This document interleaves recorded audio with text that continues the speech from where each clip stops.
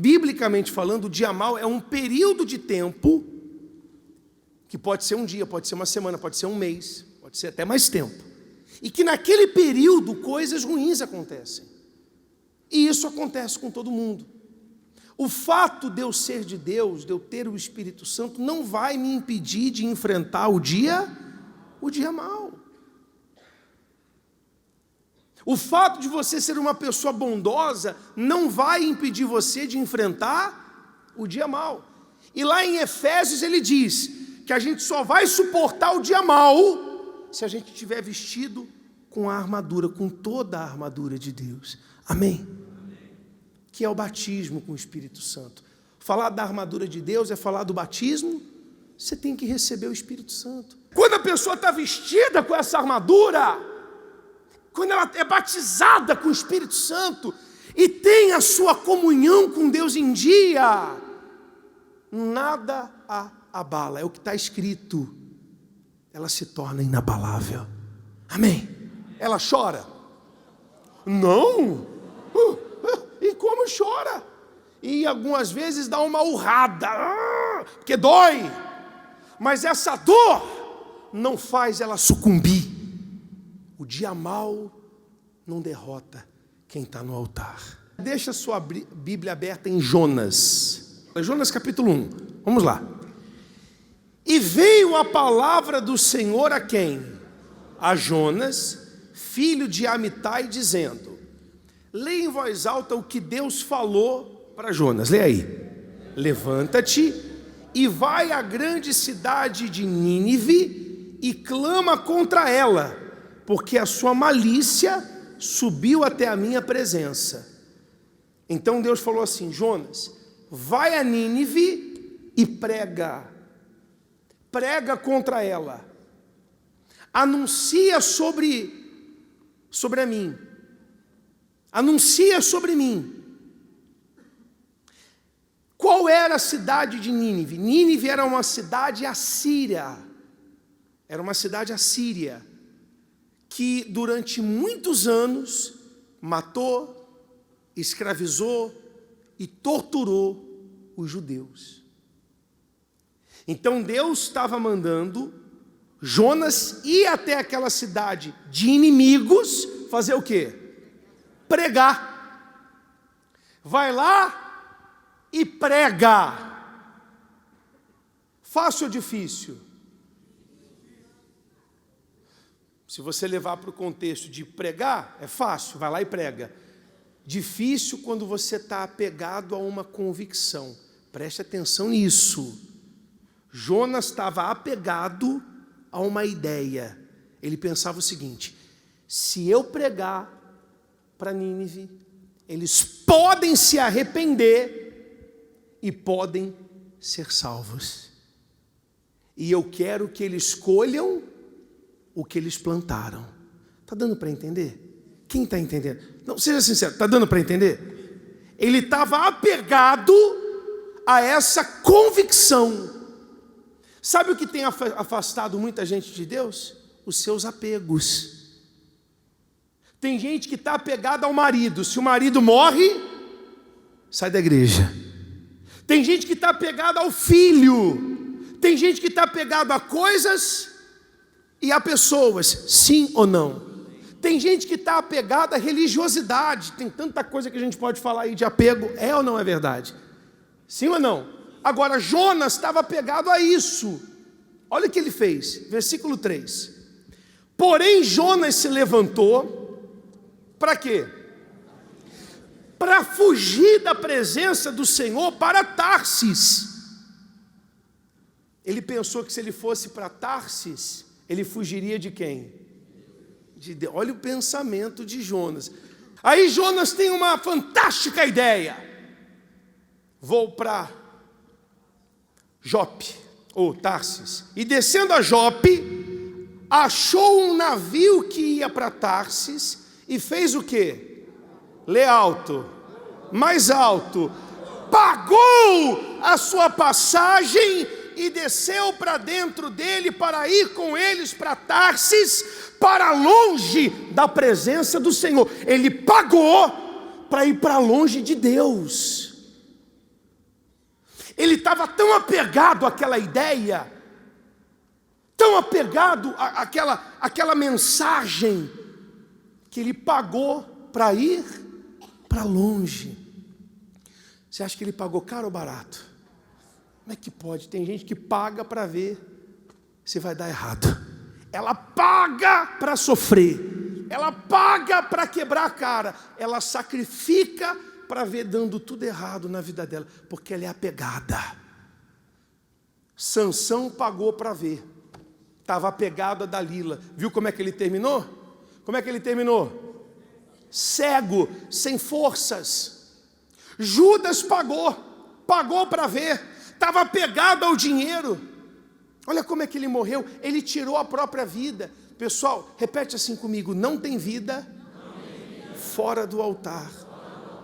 Você vê que a rebeldia de Jonas vinha de um pedido que Deus fez para ele. Está dando para entender como isso é forte? Imagina Deus fala para você assim: perdoa quem te traiu. Aí você fica com raiva. Você fica com raiva de um pedido que Deus está te fazendo, porque você está apegado àquela mágoa.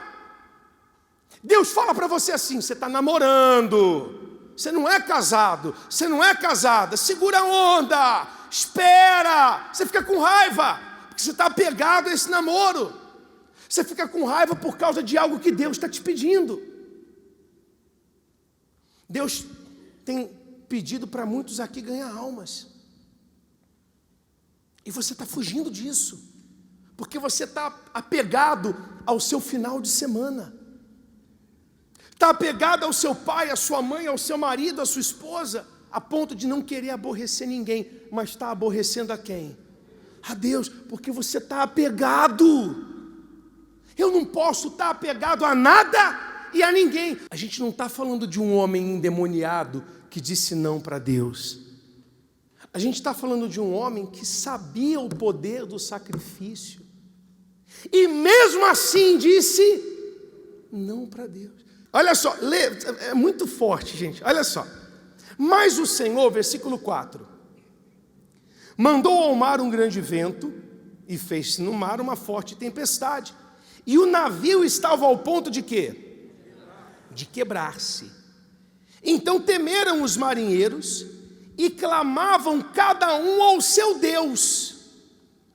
E lançaram no mar as cargas que estavam no navio para aliviarem o seu peso. Jonas, porém, desceu ao porão do navio e, tendo-se deitado, fazia o quê?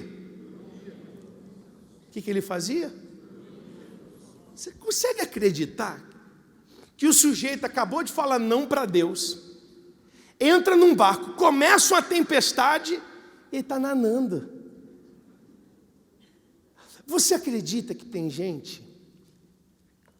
É possível, pessoal, você estar fora da vontade de Deus e ainda assim você viver situações que parecem que está dando tudo certo? Você sabia que é possível? Você falar não para Deus e aparentemente ficar tudo numa boa? Quando Adão comeu do fruto, Eva comeu, depois Adão, eles morreram na hora? Para eles estava tudo numa boa. Mas cada não que você fala para Deus pesa. O cara estava dormindo. Ele se rebelou contra Deus, mas tinha dentro dele uma falsa sensação de bem-estar. Talvez ele tenha pensado assim: não, eu já preguei para muita gente. Não, eu já fiz muito sacrifício. Não, eu mereço. Eu posso falar não para Deus porque eu já falei sim para Ele várias vezes. Jesus ensina, Ele diz para os hipócritas: por que dizeis Senhor, Senhor, se não fazei o que eu mando? Eu tenho que obedecer a Deus. Amém? Mesmo que o que Deus esteja me pedindo seja desconfortável, mesmo que o que Deus esteja me pedindo eu não queira fazer. Seja sincero. Quando Deus manda, Jesus manda dar outra face, você quer fazer isso? Você sabe que cada um tem o seu gênio, tem a sua personalidade. Tem gente que tem um gênio forte, não tem? Tem ou não tem? Para essa pessoa é fácil dar outra face? Mas se ela quer o Espírito Santo, tem conversa, ela vai ter que fazer. Ela vai ter que se humilhar. Ela vai ter que pagar o preço. Não vai dar para fugir. E não adianta você tentar dormir. Não, bispo, eu vou fechar meus olhos aqui, esperar tudo isso passar. Não, não, não, não, não, não, não. Não é dormindo que vai passar. Olha só que forte. Versículo 6. E o mestre do navio, chegando-se a ele, disse, o que ele falou? O que tens, dorminhoco? Levanta-te e clama o teu Deus. Talvez esse Deus se lembre de nós, para que não pereçamos. E dizia cada um ao seu companheiro, vinde e lancemos sorte, para que saibamos por causa de quem nos sobreveio esse mal. Lançaram a sorte, e a sorte caiu sobre Jonas. Tudo que eles fizeram apontou para Jonas. Então, está tudo isso aqui acontecendo por causa de quem? Fica falando não para Deus, é ele. Então lhe disseram, declara-nos agora, por causa de quem nos sobreveio esse mal, que ocupação é a tua, da onde vem, qual é a tua terra e de que povo és tu? A gente quer saber, porque isso aqui que está acontecendo não é normal, meu amigo. O mundo virou de uma hora para outra. Explica para a gente quem é você, por que essa tempestade está atrás de você? Ele disse, eu sou hebreu. Lê? Ah, não está não? Eu sou hebreu e o quê? E temo ao Senhor, o Deus do céu, que fez o mar e a terra seca. Na cabeça dele, ele ainda temia Deus. Olha a resposta dos pagãos. Então esses homens se encheram de grande temor e disseram, por que fizestes tu isto? Porque sabiam os homens que fugia da presença do Senhor, porque tinha declarado. Olha o que... Os incrédulos chegaram para Jonas e falaram assim, por que você fez isso? Você é maluco? Por que você está fugindo da presença do Senhor? Por que você está dizendo não para Deus, quando você deveria dizer sim? Você tem noção disso? Os pagãos chamaram a atenção de Jonas. Olha o testemunho de Jonas, o péssimo testemunho que Jonas deu, porque não quis obedecer a quem? Porque não quis obedecer a Deus, porque disse não quando deveria dizer sim. Aí, vamos continuar. E disse-lhe, o que faremos nós para que o mar se nos acalme? Porque o mar ia se tornando cada vez mais tempestuoso. Ele lhes disse, levantai-me e lançai-me no mar, e o mar se vos aquietará, porque eu sei que por minha causa vos sobreveio essa grande tempestade. Ele entendia que aquela perturbação era porque ele não estava se entregando totalmente. Tem gente que diz assim, por que a minha vida não muda? Ela sabe. A entrega não está sendo total. Por que eu ainda não recebi o Espírito Santo? Você sabe. Aqui Jonas entendeu, olha que forte. Entretanto os homens remavam para fazer voltar o navio à terra, mas não podiam, porque o mar se ia embravecendo cada vez mais contra eles. Então clamaram ao Senhor e disseram, Senhor, nós te rogamos que não pereçamos por causa da alma desse homem, e que não ponhais sobre nós o sangue inocente, porque tu, Senhor, fizeste como te aprouve. Olha só, os incrédulos tinham temor. Os incrédulos estavam tendo mais temor do que quem? Do que Jonas.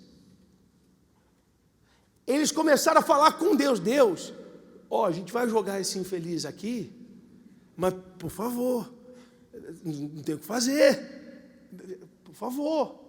E diz mais, E levantaram a Jonas e o lançaram no mar, e cessou a fúria e o mar cessou a sua fúria. Lê o 16 em voz alta.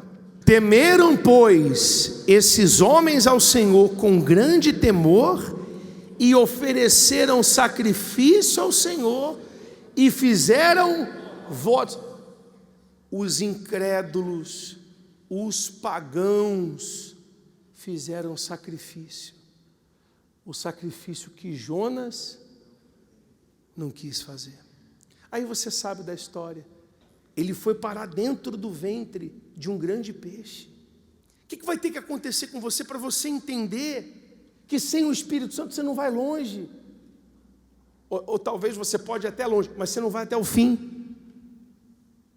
Quando ele entendeu a oração que ele fez, depois você pode ler todo o livro de Jonas, eu até te aconselho a ler, mas vai para o capítulo 2, que é a oração dele, e o versículo 8, ele diz assim: os que observam as falsas vaidades, deixam a sua misericórdia. Ele entendeu que ele estava observando uma falsa vaidade, ele estava apegado a uma convicção errada. Eu não vou pregar para Nínive, eu não vou pregar para eles. E tem gente que está dizendo: eu não vou perdoar, eu não vou abandonar o vício, eu não vou me batizar nas águas. Ele estava apegado a isso, ele entendeu que era uma convicção falsa, uma falsa vaidade. Ele diz: os que observam as falsas vaidades deixam sua misericórdia, mas eu farei o quê? Te oferei sacrifício com a voz do agradecimento. O que votei, pagarei, porque do Senhor vem a salvação. Eu não me batizei nas águas, eu não tomei banho na piscina, eu levei a sério. Então, se uma mulher der em cima de mim, eu boto ela para correr, desculpa lá. Se um homem der em cima de mim, dou uma banana para ele, porque eu não tomei um banho no batistério. O que eu votei, pagarei. Porque tem gente aqui que está em tempestade. Eu sei que tem. Tem gente aqui que já está dentro do peixe. Tem gente aqui que está no porto, está quase entrando no barco. Faz isso não. Corre para o altar. Aí a Bíblia fala que o peixe vomitou Jonas. Eu fico pensando, pessoal, que humilhação. Ninguém queria o cara, meu Deus do céu. Ele entrou no barco, jogaram do barco. Ele foi para a baleia vomitou ele. Que vergonha. Quando você foge da vontade de Deus, é o que acontece. Não foge não. Não foge não. Porque quando você tenta fugir da vontade de Deus, você vai para a tempestade. Você vai para a boca do peixe. Você só vai perder.